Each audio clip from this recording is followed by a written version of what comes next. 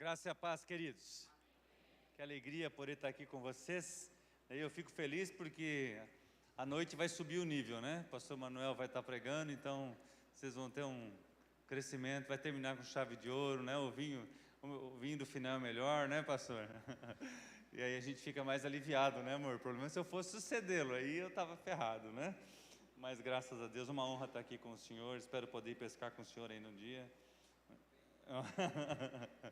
É muito gostoso. Obrigado pelo carinho, pela atenção.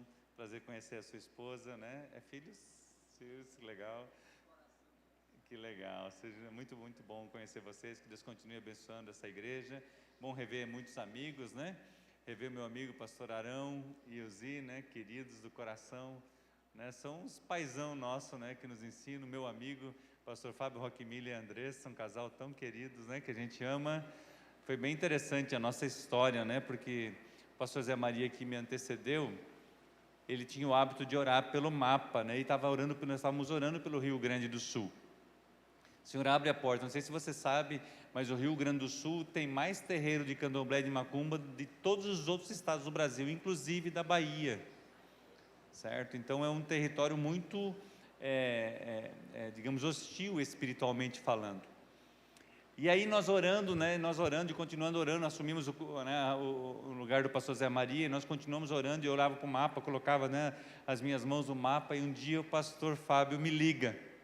Rapaz, foi tão uma emoção, nós nunca tinha se falado, né, e eu falei, Fábio, é resposta de oração e tal, né, e foi um negócio muito interessante, né, e aí ele já tinha marcado 2 outros trabalhos com outros preletores na época, e os 2 tinham cancelados.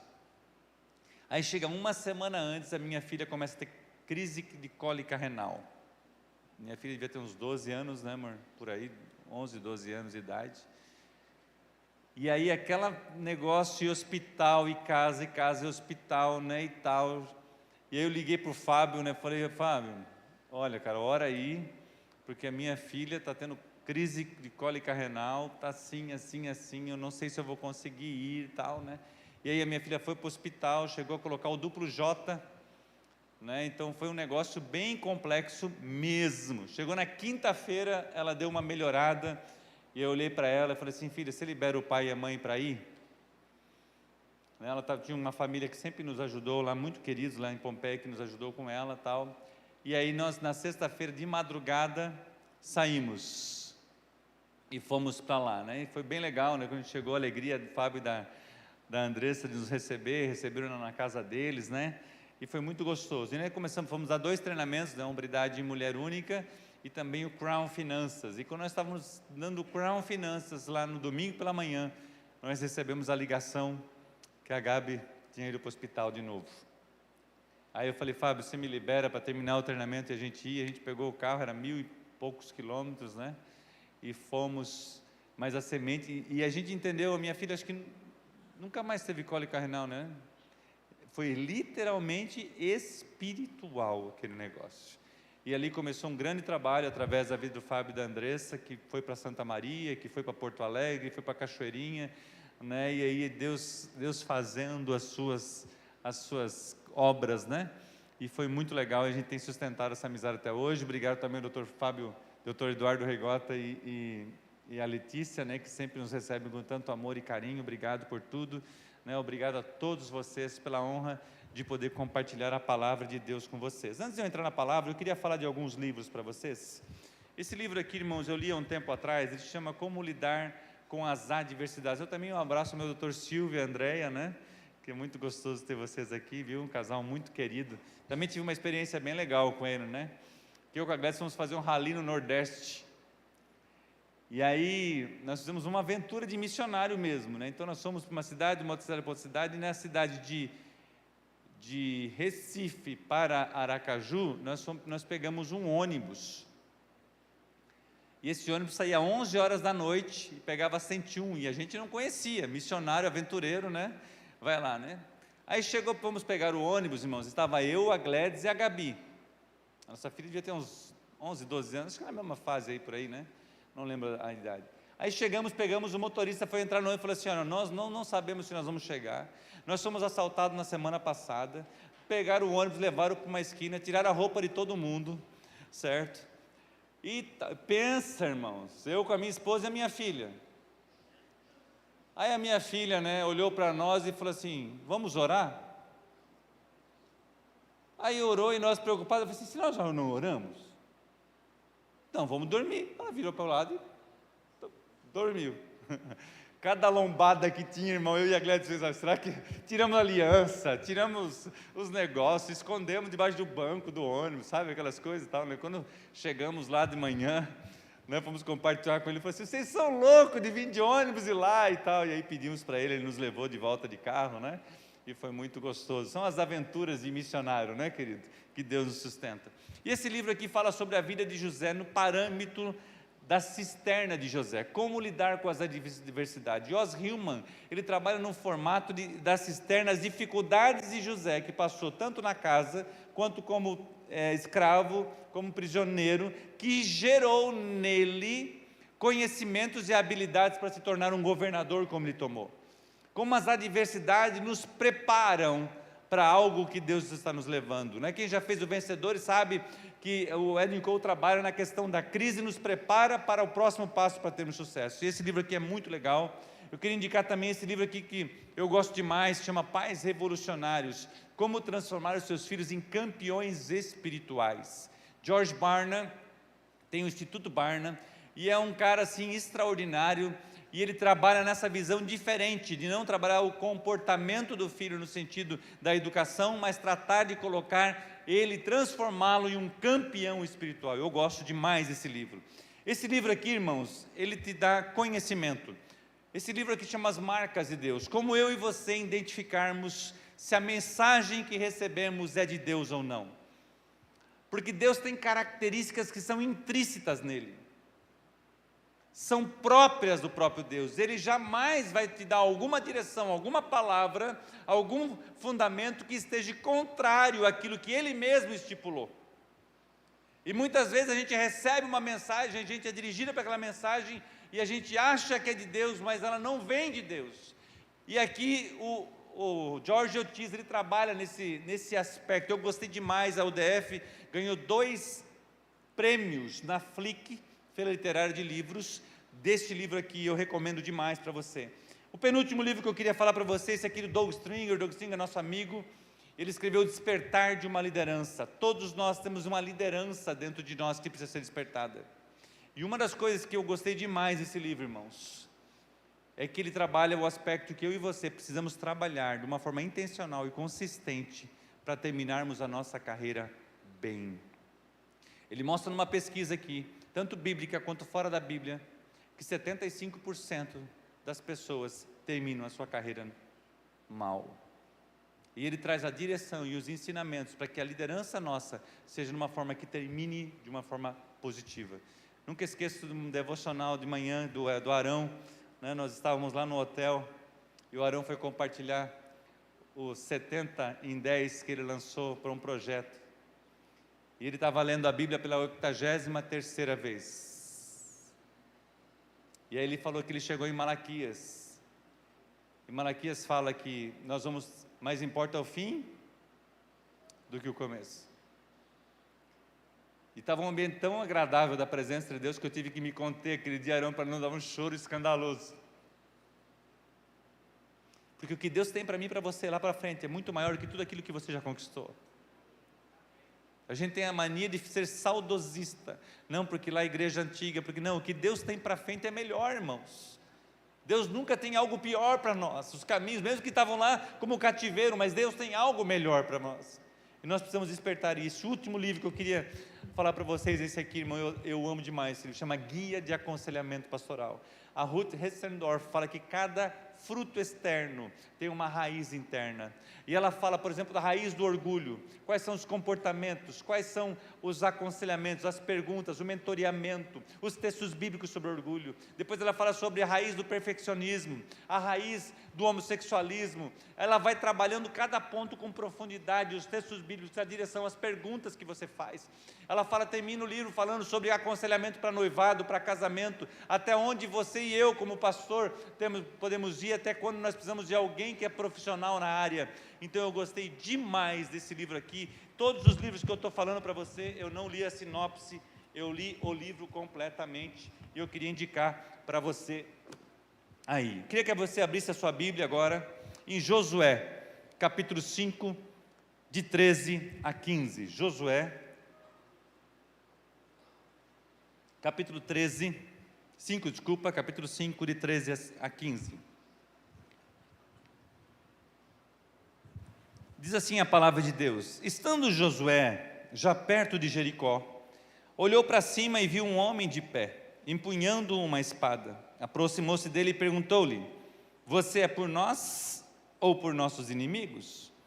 Nenhuma coisa, nem outra. Repita para mim comigo: nenhuma coisa, nem outra. Respondeu ele: Venho na qualidade de comandante do exército do Senhor. Então Josué prostou-se, rosto em terra, em sinal de respeito, e lhe perguntou: Que mensagem o meu senhor tem para o seu servo? O comandante do exército do Senhor respondeu: Tire a sandália dos pés, pois o lugar em que você está é santo. E Josué as tirou. Pai, nós estamos na Tua presença, eu peço graça, sabedoria, unção, para trazer a Tua palavra, Senhor, com inspiração, com autoridade, para que possa alvejar o nosso coração, lá na divisão da alma e do Espírito, e que gere fruto em cada um de nós, Pai, para que possamos viver a plenitude da Tua palavra, e andarmos segundo aquilo que o Senhor tem para nós, em nome de Jesus, amém. Essa mensagem Deus me deu, eu estava viajando de avião, e aí lendo, e Deus me trouxe essa mensagem ao coração, e eu gostaria de compartilhar com você. E eu intitulei essa mensagem falando do meu jeito ou do jeito de Deus. E Josué está ali, recebe a incumbência de Moisés, o grande líder. Imagina você suceder Moisés, um homem que falava cara a cara com Deus, um homem que recebeu todos os mandamentos, recebeu a pedra, com os mandamentos, que recebeu a instrução da lei, que recebeu o projeto do tabernáculo, que foi o homem que Deus usou para manifestar as 10 pragas. As primeiras 5 pragas caíram tanto no Egito, as primeiras 4 pragas, no Egito e em Gósen. Depois a 5ª praga só acontecia no Egito. Um homem com uma autoridade extraordinária, um homem que fez o mar se abrir, um homem que orou e o maná veio, e você sabe tantas histórias. E agora Josué recebe essa incumbência, e Deus fala assim para Josué: assim como eu estive com Moisés, estarei contigo. E Moisés vai lá, sobe, e Deus o recolhe, ok? Deus mesmo que faz o enterro de Moisés. Olha a grandeza, de ser enterrado pelo próprio Deus, e ele tem toda essa cerimônia, e o povo chora, e depois Josué assume a liderança do povo, e o primeiro desafio é atravessar o Jordão, e você conhece a história, e atravessa o Jordão, e quando Deus abre o Jordão, o povo entende que o mesmo Deus que estava com Moisés, estava com Josué, e Josué agora está lá para entrar na terra de Jericó, para conquistar a terra de Jericó, e Josué era o valente, era o general do exército de Moisés, quando foi lutar lá, que teve que Arão e Hur segurar as mãos de Moisés, Josué estava lá na guerra como o capitão, como aquele que puxa, e de repente ele está lá andando na sua tenda, eu imagino ele pensando naquilo que Deus estava falando para ele, como ia conquistar Jericó, e ele encontra este soldado empunhado com uma espada, um homem de pé empunhando com a espada, e a primeira reação que ele faz ele pergunta: você é de nós ou deles? Você é dele ou é dos nossos? Porque a gente sempre está procurando a culpa, a gente sempre está procurando de que lado que você está, a gente está sempre procurando quem que vai dar a solução. Então, se você está brigando com a esposa, você acha que ela é culpada, então você vai procurar o pastor e fala assim: não, minha mulher que faz isso, isso, isso. O contrário é verdadeiro, a mulher vai falar com o pastor e fala assim: não, porque o meu marido é isso, isso, isso. A gente sempre está procurando, você vai ficar pastor do meu lado ou do lado dela? Sim ou não? Sempre tem alguém que é o culpado. De que lado que você está? Qual que é a vertente que você está seguindo? A gente sempre está procurando esse lado, e Josué na mesma pegada fala assim: você é deles ou nosso? Aí ele responde: nenhuma coisa e nem outra. Não é nem do meu jeito, nem do teu jeito, é do jeito dele. Como eu e você estamos resolvendo as nossas coisas? É do meu jeito, é do teu jeito, é do jeito dele? Porque Ele é Deus, Ele tem a solução. E aí o texto continua: venho na qualidade de comandante do Senhor dos Exércitos.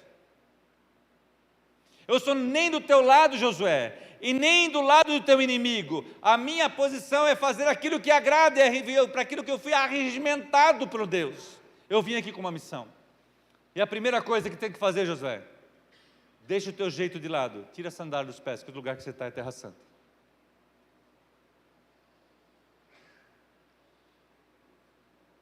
Deixa o seu jeito de lado, deixa a sua forma de pensar de lado, deixa as suas razões de lado, deixa os seus objetivos de lado, deixa o seu foco de lado, a sua estratégia de lado. Tira a sandália dos pés, porque o lugar que você está é terra santa, é que é do meu jeito, é do jeito de Deus, é a forma que Deus quer fazer as coisas. Lá em Êxodo, capítulo 3, de 1 a 5, a Bíblia nos diz: Moisés pastoreava o rebanho do seu sogro Jetro, que era sacerdote de Midian. Um dia levou o rebanho para o outro lado do deserto e chegou a Horebe, o monte de Deus. Ali o anjo do Senhor lhe apareceu numa chama de fogo que saía do meio da sarça. Moisés viu que, embora a sarça estivesse em chamas, esta não era consumida pelo fogo. Que impressionante, pensou. Por que a sarça não se queima? Vou ver isso de perto. O Senhor viu que ele se aproximava para observar. Então, no meio da sarça, Deus chamou: Moisés, Moisés. Eis-me aqui, respondeu ele. Então disse o Senhor: não se aproxime, tire a sandália dos pés, pois o lugar em que você está é terra santa. Nós precisamos entender, irmãos, que diante de Deus, a nossa forma de pensar, a nossa forma de agir, a nossa forma de resolver, ela deixa de lado. A Bíblia fala assim lá em Salmos 37, entrega o teu caminho ao Senhor, confia nele, e no mais dele tudo. Então, se eu entrego o meu caminho ao Senhor, eu pergunto para você: eu e você temos caminho? Não é mais o meu jeito, não é do meu jeito mais que eu negocio, não é do meu jeito mais que eu trato a minha esposa, não é do meu jeito mais que eu educo meus filhos, não é do meu jeito que eu trato, eu levo meus negócios, não é do meu jeito que eu sou um funcionário, não é do meu jeito que eu venho à igreja, não é do meu jeito que eu faço as coisas, é do jeito dele. E ele deixou escrito a sua forma de pensar, de trabalhar, de agir na sua palavra. É o jeito de Deus de lidar as coisas. Moisés chega lá com toda a sabedoria do Egito, toda a instrução do Egito. Lá em os escritores hebreus fala que Moisés, sendo educado em toda a sabedoria do Egito, ele rejeitou aquilo. Mas agora ele está aqui, lá no deserto, vivendo no deserto, junto com o seu sogro Jetro, com a sua esposa. E de repente ele vislumbra algo acontecendo que ele nunca viu. Uma sarça pegando fogo, que deveria ser comum por causa do calor, mas aquela pegou fogo e não se consumia. E aí ele chega diante dela, e a primeira coisa que Deus fala: ei, não é do seu jeito, porque lá no Egito ele queria fazer do jeito dele, queria ser o libertador do Egito pela sua forma de agir. Viu lá um egípcio brigando com um hebreu, pegou a espada e pau, cortou o pescoço do cara e enterrou. Cortou o pescoço é por minha conta, tá, irmão? Ele matou o cara.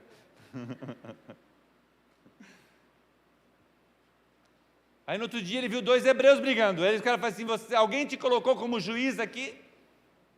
Agora Deus está olhando para Moisés e fala assim: a intenção é boa, mas agora é do meu jeito. Deus colocou algo dentro do coração de Moisés. Então temos maneiras diferentes de agir. No jardim do Éden era a plenitude de Deus, ou seja, tudo acontecia pela orientação e gerência absoluta e plena de Deus. Não havia divergências, jeitos, arranjos, tudo fluía em plenitude absoluta. Lá em Gênesis 1, 26, assim: então disse o Senhor Deus: façamos o homem à nossa imagem, conforme a nossa semelhança, domine ele sobre os peixes do mar, sobre as aves do céu, sobre os animais grandes de toda a terra e sobre todos os pequenos animais que se movem rente ao chão.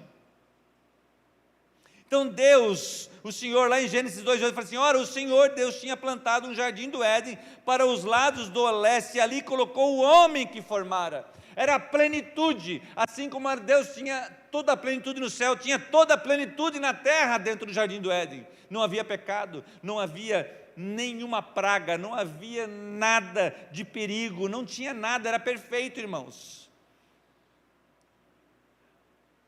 Adão dormia, irmão, encostado na barba do leão. Essa coisa minha, não está escrito na Bíblia, tá, irmão? Mas não tinha perigo, não tinha, sabe, não tinha mal. Ele comia uma goiaba, irmão. Sabe aquela goiaba bem amarelinha? gostosa assim, porque nós estamos lá do sul, né? Tinha aquelas goiabas bem amarelinhas, e geralmente a goiaba bem amarelinha tem um negocinho dentro assim, sabe? Mas naquela época não tinha, podia comer sem perigo, porque não tinha inseto, não tinha praga, não tinha nada, era perfeito, é do jeito que Deus fez as coisas. Só tinha uma norma: não comer da árvore, e você sabe a história. Deus planejou e executou de colocar o homem naquele lugar, mas o homem decidiu pecar. E Deus, pela sua grande misericórdia, chama o seu povo para si através de Abraão, lá em Gênesis capítulo 12. Lá em Gênesis 17, ele faz uma aliança com esse povo, de ser o Deus daquele povo. E ele faz uma aliança. Depois vem Jesus Cristo, que é o remissor, que é aquele que pagou o preço por mim e por você, e quer restabelecer de novo a conexão entre mim e Deus, entre você e Deus, porque antes era só através do sacerdócio. Mas o escritor em Hebreus capítulo 7, de 11 a 17, ele fala assim: se fosse possível alcançar a perfeição por meio do sacrifício levítico, pois em sua vigência o povo recebeu a lei, por que haveria ainda necessidade de se levantar outro sacerdote segundo a ordem de Melquisedeque e não de Arão? Pois quando há mudança de sacerdócio, é necessário que haja mudança de lei. Ora, aquele que dizem essas coisas pertencia a outra tribo, da qual ninguém jamais havia sido diante do altar, pois é evidente que o nosso Senhor, descendente de Judá, a tribo da qual Moisés nada fala quanto ao sacerdócio.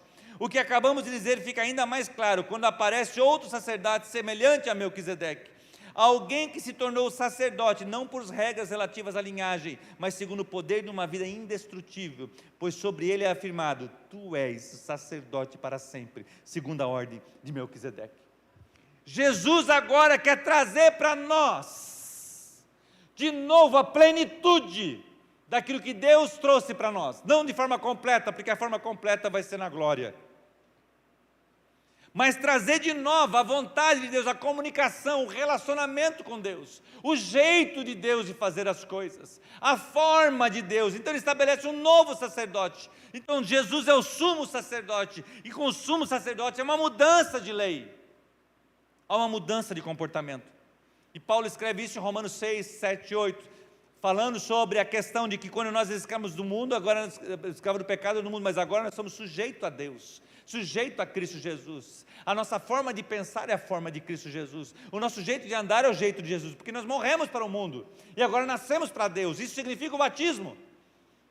O batismo é um ato público, dizendo que eu morri para o mundo, não é mais o meu jeito do mundo, não é mais a forma do mundo, e agora eu digo publicamente que a lei de Deus é minha lei, que é o sumo sacerdote, que Jesus Cristo é meu guia, e que a palavra de Deus é regra de conduta e fé. Então agora o meu casamento é segundo Jesus, as minhas finanças segundo Jesus. A Bíblia fala: aquele que roubava, não rouba mais, aquele que enganava, não engana mais, aquele que se prostituía, não se prostitui mais, aquele que adulterava, não adultera mais, aquele que estava pensando em se divorciar, não pensa mais nisso. Por quê? Porque agora é uma nova lei, é uma nova aliança, é um novo jeito de ser.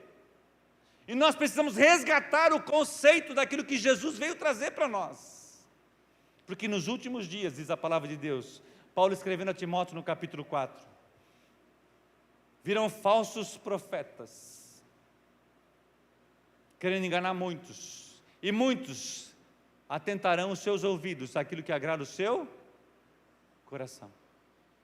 Mas ele fala no versículo 5, eu gosto demais: mas tu, Timóteo, meu amigo, meu discípulo amado,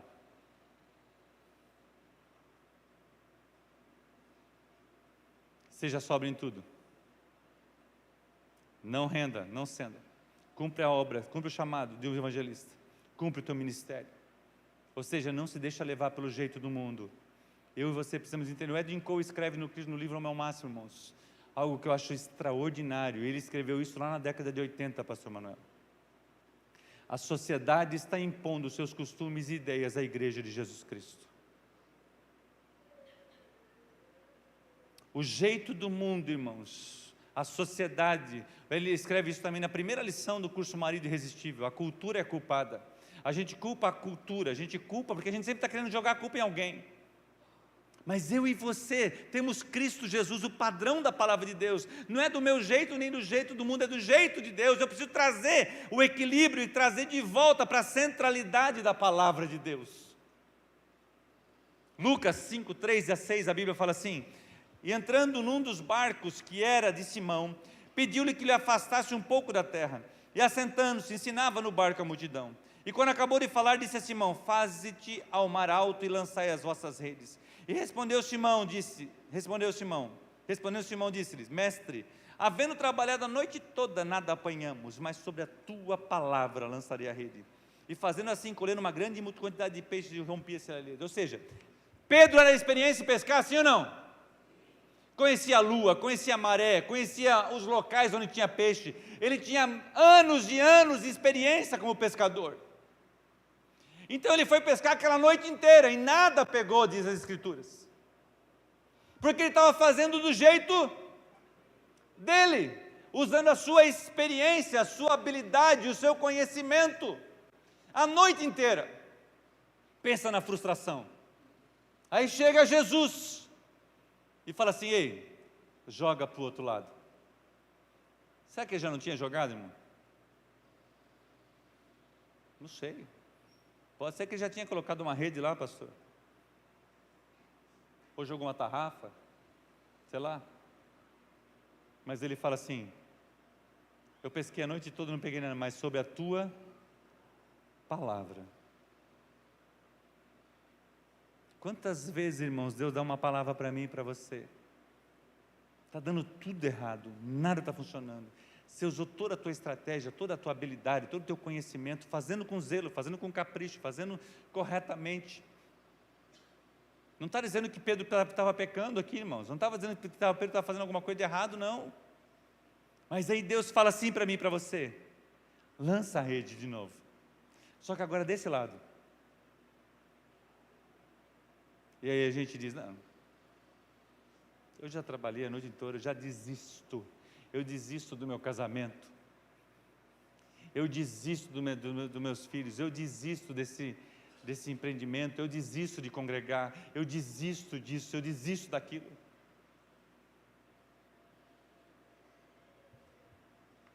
E Deus está falando assim: ei, tira a sandália dos pés.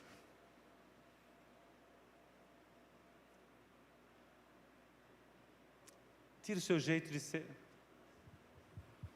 Tire a sua forma de pensar.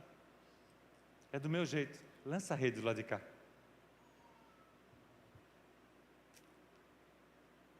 Como é que eu e você estamos agindo, irmãos?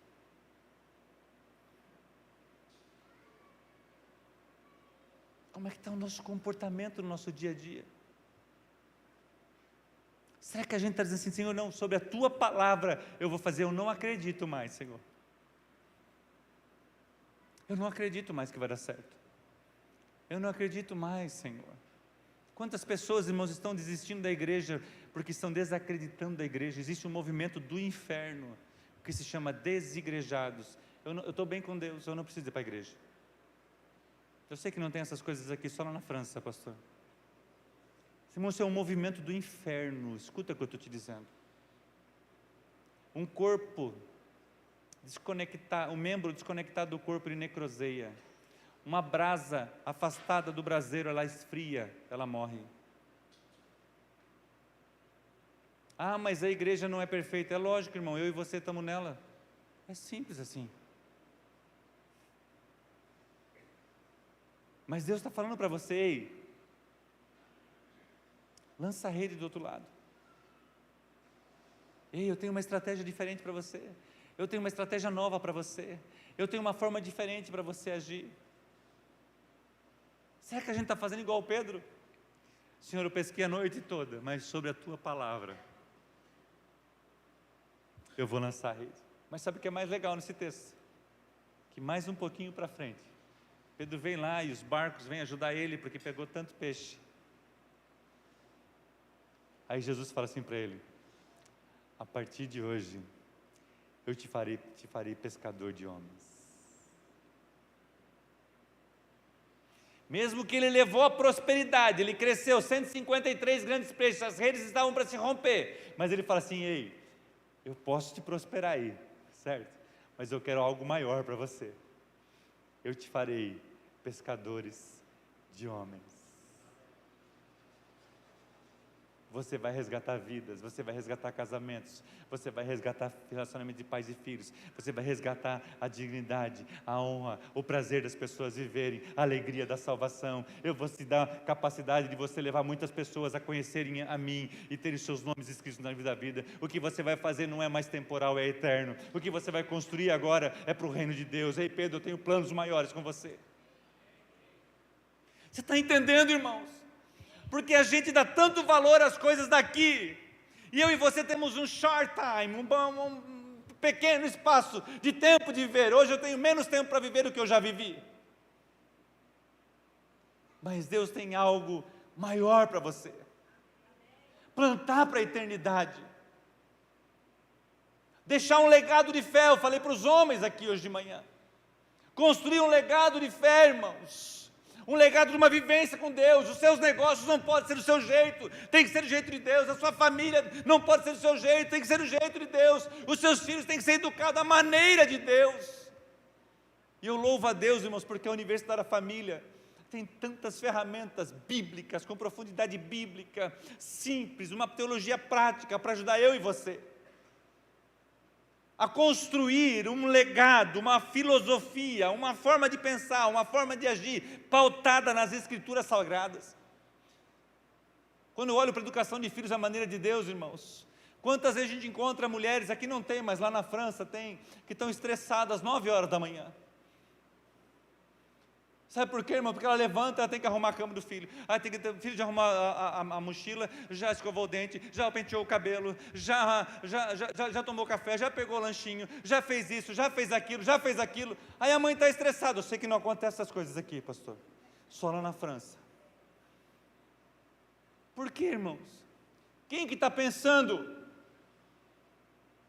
Aí eu não sei, aqui não tem, graças a Deus, mas tem mãe com um filho de 15 anos pedindo para escovar o dente, para arrumar a cama, irmão, para tirar o prato. Já pensou? 15 anos, cara. Eu queria pedir um favor para você, mãe, que tem filho homem. Por favor, não trate seu filho como bebê, ele é homem. Aí o cara tem 15 anos, a mãe pergunta: filho, acho que vai chover, leva guarda-chuva. 15 anos, cara. Não tem isso aqui, irmão, só lá na França, pastor, aqui não tem essas coisas. Porque a falta de conhecimento, irmão, da aplicação prática da palavra, a gente quer fazer do nosso jeito, a gente quer estipular o nosso jeito. Aí as mulheres dizem assim: não, o filho é meu. O filho não é teu, irmão, o filho é do Senhor, é a herança do Senhor. Você está entendendo? Eu já estou 27 anos fora da casa da minha mãe. Sabe quantos anos, pastor, fora da casa da mamãe? Quantos anos de casado? 38 anos fora, mais tempo, ele já tem mais de 38. Você está me entendendo, irmãos? A gente está querendo trazer para nós, não, nós estamos projetando para a glória de Deus. Os nossos filhos são para influenciar a sua geração, o seu tempo. Então nós temos que aprender a ensinar, a educar os nossos filhos de uma forma que os tornemos responsáveis e conheçam a Deus com profundidade. Deus tem um novo tempo para mim e para você. 1 Coríntios 13, 12 fala assim: agora pois vemos apenas um reflexo obscuro, como um espelho, mas então veremos face a face. Agora conheço em partes, então conhecerei plenamente, da mesma forma como sou plenamente conhecido. E o que Deus tem para mim e para você é muito maior. Paulo fala assim: o que a mente não pensou, o coração não sentiu, é o que Ele tem preparado para mim e para você. Você está entendendo, irmão? Então eu e você temos que plantar muito mais para a eternidade do que para a vida aqui.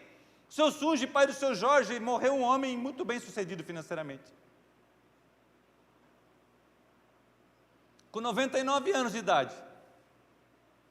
Ele chama os seus filhos, o seu Jorge compartilha isso com a gente. E fala assim: filho, papai está morrendo e não está levando nada. Semeie em vidas. Semeie em vidas. Semeie no coração dos seus filhos. Semeie na vida das pessoas o amor de Deus, a palavra de Deus. Gere a vida de Jesus Cristo. Porque nós só estamos vendo em parte, mas um dia nós o veremos como Ele é.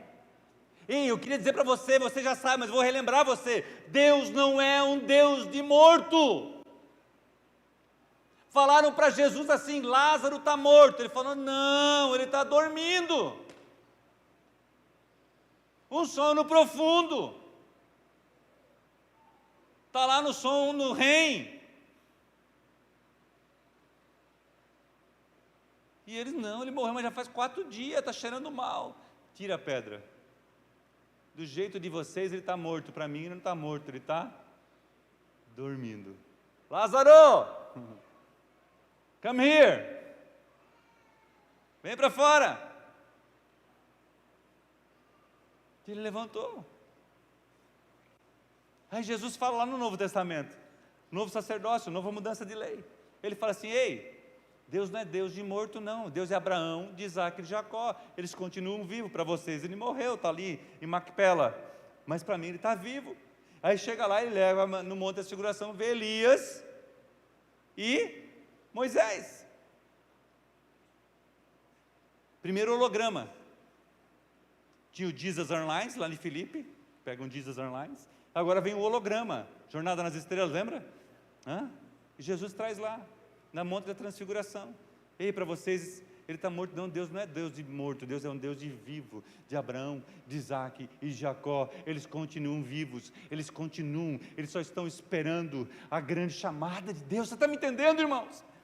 Então eu queria que nós trouxéssemos esse jeito de novo, de fé, de uma vida de convicção em Deus, para que tudo que nós façamos, descalçamos a sandália nos nossos pés, o nosso jeito, não estamos preocupados qual que é o jeito correto, meu ou teu, não, é o jeito dEle. Senhor, eu submeto, eu usei toda a minha experiência a noite toda, Senhor, para pescar, mas sobre a Tua palavra, eu vou fazer aquilo que é para fazer. Por isso que eu gosto tanto daquele livro ali do George Ortiz. Porque se um casal está em dificuldade, irmãos, estão pensando em se divorciar, e sabe lá que se for para conversar com o pastor Manuel vai querer reconciliar. Aí tem o tiozinho lá, não vou citar nome nenhum para confundir, já é mais, assim, flexível, já é mais contemporâneo, né? Já está mais atualizado. Então não vou falar com o pastor Manuel, porque ele vai querer reconciliar. Então eu vou falar com o tiozinho, porque o tiozinho vai falar aquilo que eu quero ouvir. Você está entendendo o que eu estou falando? Deus odeia o divórcio. Deus não odeia o divorciado. Assim como Ele odeia o pecado, mas não odeia o pecador. Mas se você está pensando nisso, é o seu jeito. Submeta o seu jeito ao jeito de Deus. Submeta a sua família ao jeito de Deus. Submeta tudo que você faz ao jeito de Deus. Lá em 2 Timóteo capítulo 2, 20 a 22, já estou indo para o final. Numa grande casa há vasos, não apenas de ouro e de prata, mas também de madeira e de barro, alguns para fins honrosos, outros para fins desonrosos. Se alguém se purificar dessas coisas, presta atenção, se alguém se purificar dessas coisas, será vaso para honra, santificado, útil para o Senhor e preparado para toda a boa obra. Fuja dos desejos malignos da juventude e siga a justiça, a fé, o amor e a paz, juntamente com os que de coração puro invocam o seu nome. Evite as controvérsias tolas e fúteis, pois você sabe que acabam em brigas. Está entendendo? Ao servo do Senhor não convém brigar, mas sim ser amável para com todos, apto para ensinar, paciente. Deve corrigir com mansidão os que lhe opõem, na esperança que Deus lhe conceda o arrependimento, levando-os ao conhecimento da verdade, para que assim voltem à sobriedade e escapem da armadilha do diabo que os aprisionou para fazerem a sua vontade. Olha a nova forma de pensar. A gente é cheio de razão, irmãos, e Paulo escreve aos Coríntios dizendo assim: por que não sofrer a pena? Por que não sofrer o dano? É uma nova forma de pensar. Fuja dos desejos malignos, se purifiquem dessas coisas. Não convém brigar, mas sim ser amável. Deve corrigir com mansidão, sabe, para que assim voltem à sobriedade do entendimento de Deus, do Criador e da sua palavra. Lá em Mateus 1:14-20, ainda a Bíblia fala assim: depois de João ter sido preso, foi Jesus para a Galiléia pregando o Evangelho de Deus, dizendo: o tempo está cumprido e o reino de Deus está próximo, arrependei-vos e crede no Evangelho. O que Deus espera de mim e de você é arrependimento. O que Deus espera de mim e de você é o que Josué fez, tirou a sandália dos pés. É o que Moisés fez, tirou a sandália dos pés. É o que Pedro fez: Senhor, sobre a tua palavra eu vou fazer isso.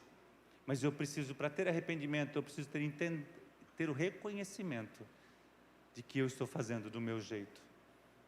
E eu preciso dizer assim: Deus, eu abro mão do meu jeito. Irmãos, não pegue Agar.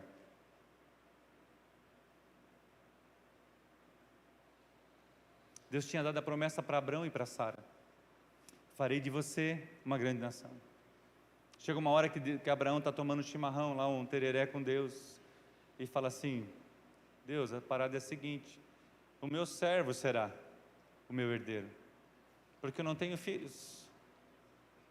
Aí Deus vai lá, toma o tereré com ele e fala assim: não, ei, não é do seu jeito não, querido, é do meu jeito.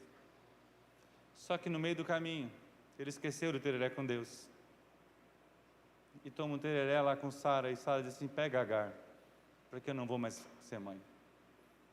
Deus não sabe fazer as coisas. Deus não tem como fazer mais, é impossível. Então pega Agar para ser minha esposa, para ser sua esposa, e me dá um filho por ela. Até hoje Agar é problema para Israel. Muitas vezes eu e você, por falta de paciência, por isso que eu coloquei esse texto, de esperar o tempo de Deus. Lembra de Saul? O profeta Samuel fala assim para ele: hoje te confirmaria o teu reinado. Ele fala: porque você não esperou, porque você usurpou um direito que não é seu. Sacrifício é sacerdote que faz. Hoje você perdeu o seu reino. Como é que eu e você estamos pensando? Vamos ficar em pé para fingir que está acabando?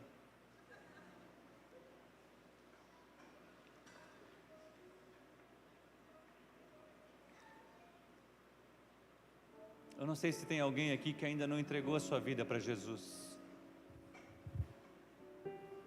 Primeiro passo para que a gente comece as coisas de uma forma correta é reconhecendo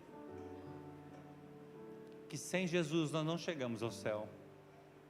Sabe, a Bíblia fala da história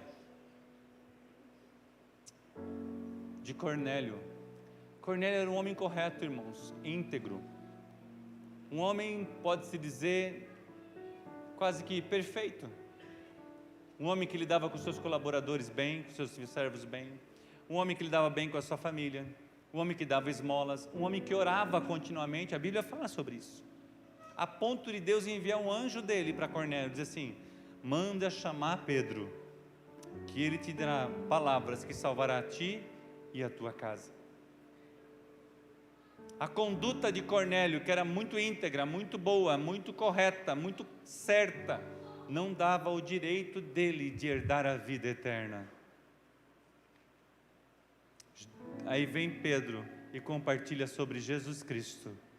E a Bíblia fala que Cornélio e toda a sua família reconheceu que Jesus Cristo morreu e ressuscitou, e que era o único caminho que conduz ao céu.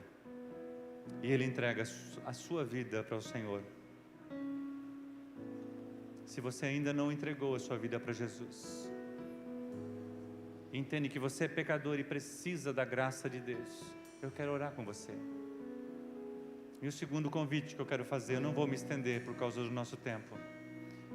Se você reconhece que você tem que tomar as suas decisões pela sua forma de pensar, pelo seu conhecimento e pela sua experiência, e hoje você quer abrir mão disso, diz assim: Senhor, eu quero fazer a tua vontade na minha vida. Eu quero orar com você. Eu não sei se você quer vir aqui à frente, eu não sei se você quer dobrar o seu joelho no seu banco, mas eu quero orar com você. Porque Deus tem um vivo e novo caminho para mim e para você. Aleluia. Deus só está pedindo para você: ei, tire a sandália dos seus pés. Deus só está falando para você: lança a rede do outro lado. Mas o problema, irmãos, é que às vezes eu e você não queremos ceder. Tinha 3 caminhos para ir para Canaã. Tinha o caminho da Filistia, que era 1 ano apenas. Deus escolheu o caminho do Mar Vermelho, porque abrindo o Mar Vermelho e voltando não tinha volta. Deus não queria que eles voltassem para o Egito. Mas o povo ainda escolheu ficar 40 anos no deserto. Qual a escolha que eu e você vamos fazer? Quanto mais cedo eu e você cedemos para a vontade plena e absoluta dEle, mais cedo eu e você chegaremos na nossa Canaã. Pai, em nome de Jesus Cristo, eu quero apresentar a tua noiva, a tua igreja, a menina dos teus olhos. Pai, eu quero apresentar esses homens e mulheres que estão aqui, Senhor, reconhecendo que eles não querem mais fazer as coisas do seu jeito. Aleluia. Reconhecendo, Senhor, que eles abrem mão da sua forma de pensar, que eles abrem mão da sua forma de agir, e eles estão dizendo assim: Deus, eu entrego a minha vida. Deus, eu entrego, Senhor, o meu coração. Senhor, eu entrego o meu jeito de ser, Pai, e entrego para que o Senhor dirija a minha forma de pensar, a minha forma de agir, a minha forma de falar, a minha forma de resolver. Deus, eu peço, Senhor, que o Senhor derrame uma graça fresca sobre a vida dos teus filhos, uma unção vinda do teu trono, para que eles possam perceber, Senhor, a produtividade que eles terão, Senhor, emocionalmente, espiritualmente, fisicamente, relacionalmente, porque eles obedeceram o teu comando, Pai. Eles obedeceram a voz do teu Espírito Santo. E eu quero, em nome de Jesus Cristo, liberar esses homens e mulheres para prosperar, para crescer, para desenvolver, para avançar, e que eles possam olhar para trás e falar: Deus, foi a melhor decisão que eu já fiz. Eu abençoo o Senhor com fé, com convicção, com perseverança, com consistência. Ó Deus, restaura a alegria da tua salvação no coração desses homens e mulheres. Restaura o prazer de serem chamados filhos de Deus. Restaura a alegria de te servir. Restaura a alegria de viver em família. Restaura a alegria, Senhor, de ter a sua vida pautada e dirigida pelo teu Espírito Santo. Eu os abençoo, Pai, em nome do Pai, do Filho e do Espírito Santo. Amém e amém.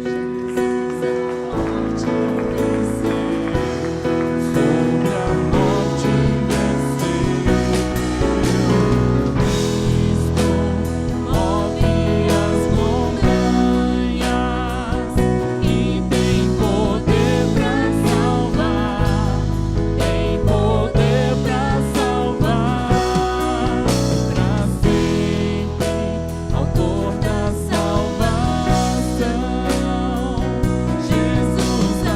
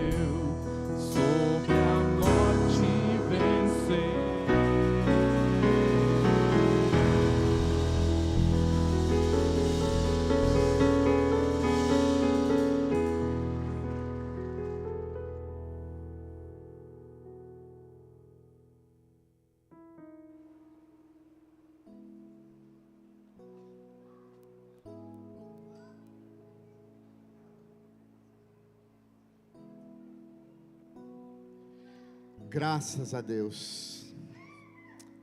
Nós estamos nos despedindo deste momento dos nossos preletores, o Marcos, Paul e a Gladys. Embora eles vão estar conosco agora no almoço, então vamos ter a oportunidade de ter um tempo de comunhão com eles. E também a oportunidade de poder abençoá-los através da livraria da Universidade da Família. Mas também, assim que eles almoçarem, eles vão estar voltando para Pompeia. Pompeia é onde fica a sede da Universidade da Família. E eu gostaria de convidá-los para vir aqui, para que nós possamos... O pastor Manuel também, quero chamar a plataforma. A pastora Adriana, a Gladys, o Marcos. Nós queremos agradecer e honrá-los por esse tempo que eles estiveram conosco. Tão bom, né, Marcos? Tão precioso. E as emoções chegaram.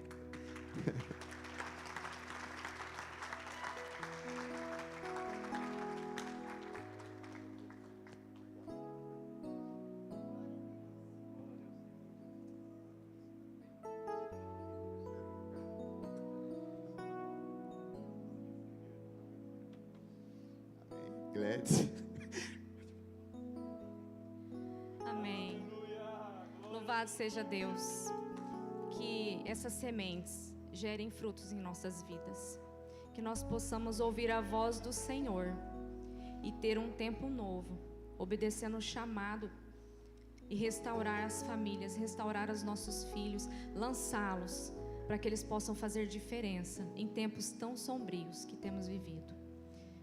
Nós queremos orar pela vida do Marcos e da Gladys, agradecendo, pedindo que o Senhor dê um retorno abençoado a eles, que eles possam chegar em paz, encontrar a Gabi também bem, né? Manda o nosso abraço, nosso carinho a ela também. Você pode orar?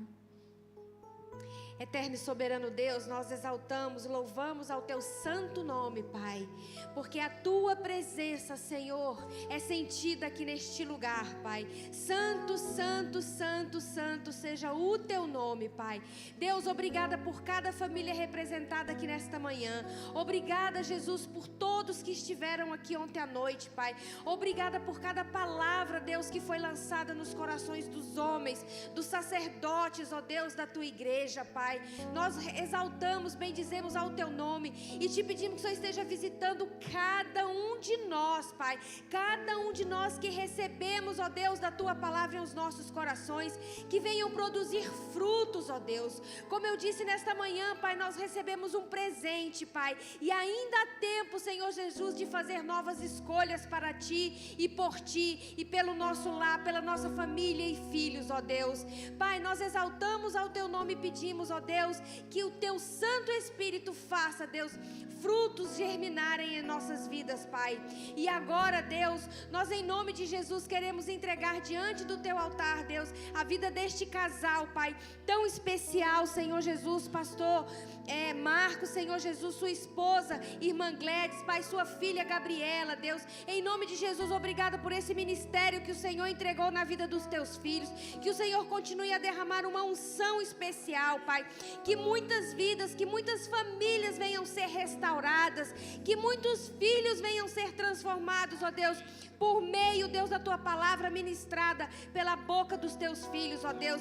Leve-os em paz de volta para a Tua casa, Pai, e abençoa a sua filha, abençoa o lar, abençoa, Deus, em nome de Jesus, Pai, e nos despede, ó Deus, em paz nesta manhã, Senhor.